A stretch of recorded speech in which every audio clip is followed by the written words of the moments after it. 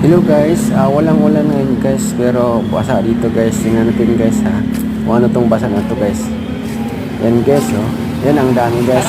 Ito guys oh, pakadami. Yung mga driver na humihinto dito guys, dito sila umihi sa poste na to guys. Itong poste na to guys, ginagawa na lang nila itong CR. Ayan oh, sa dami pa naman ang ihi oh. Tingnan mo sa dami din siguro umihi dito. Ayan guys, tabi pasada talaga ito guys, pinakagilid nito guys. Dapat hindi na sila umihi dito guys, kahit hanap sila ng mga bakanting lote na may mga damo, pwede yun guys. Pero ginito na sa poste talaga at tabing-tabing kasada. Kita mo naman oh, tabing-tabing ng kalsada guys oh. Ayan oh. Tapos ihi lang sila ng ihi dito. Ayan guys oh.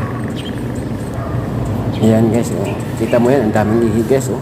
Ayan oh, tabing kalsada, gilid na gilid lang. Pag lumayan ka dito guys, nako, sobrang pangit talaga guys oh. Sa dami pa naman ng ihi guys oh. Ayan guys oh. Ayan oh, ihi talaga.